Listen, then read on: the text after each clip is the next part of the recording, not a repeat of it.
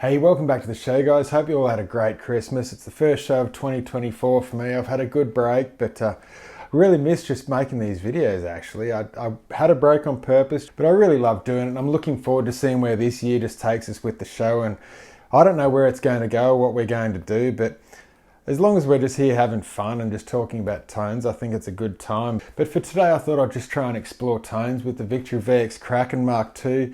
This thing's an absolute beast, and what I wanted to try and do was just record two totally different tracks, left and right.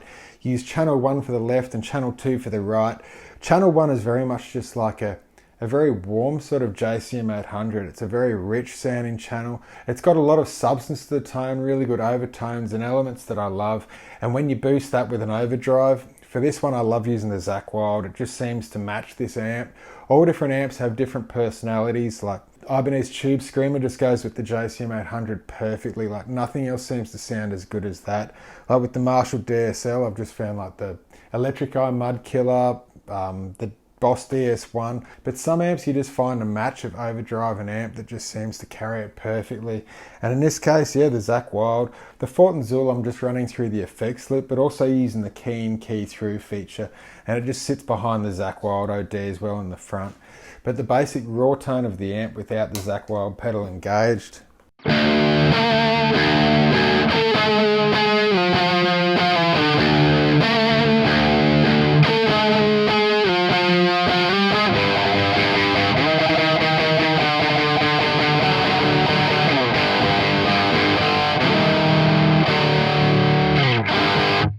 On its own there, you can hear it's a really sort of rich channel. It's got a great foundation to it, but as soon as we kick in that OD,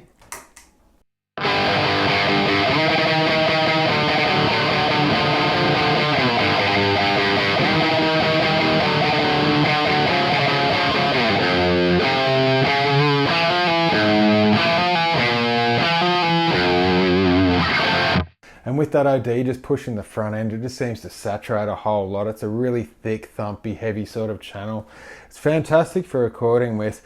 But then for the right-hand channel that I'm recording with, if we just turn off the OD, this right-hand channel, it's a really dry, sort of clean, a crisp channel, but it's a lot of weight going on with it. This is the basic channel, but I just tend to wind the presence back a little bit.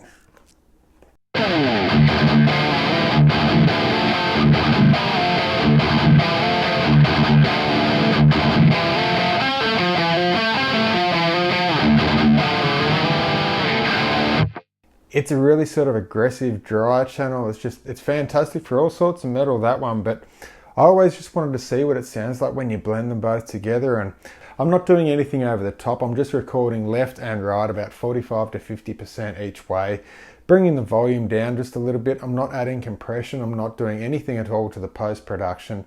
There's no thickener down the center. It's just what you hear is what you get, and I just really wanted to hear how the two different channels just seem to blend together, and it's actually really cool.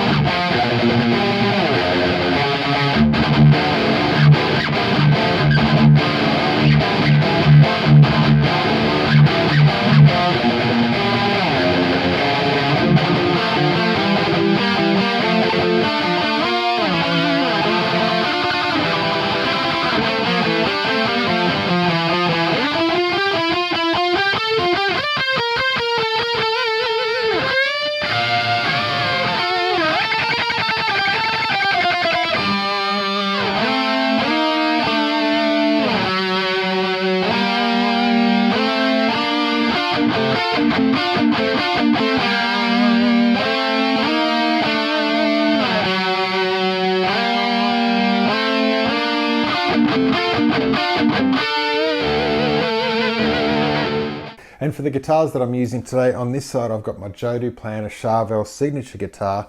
This does come with the Joe Duplantis signature pickup in the bridge, the Fortitude, with the 36th anniversary PAF in the neck. But they're really low output pickups, both of those, especially the Fortitude. It only is about 7.2K or something. It really is just like a neck pickup for me. So I just tried testing it out with the Duncan Distortion, the SH6 set. Had a set just sitting there, but I really enjoyed it when I put them in. They just seemed to really suit the guitar. I added the coil tap switch later just because I wanted a bit more variation with the tone, and that just works really well when you single coil tap these. But the SH6s, they just work really well with this. It's not like, I found in other guitars the SH6s tended to be really heavy in the bass and really sharp in the treble, but in this, it just seems to be really even, and it's just a really great match for the guitar. But for the right channel, we're using the Jackson Dominion, and that's fitted with the Bill Kelly Mojo Tone pickups. And these are really cool pickups. I'm super impressed with them. They're really high output.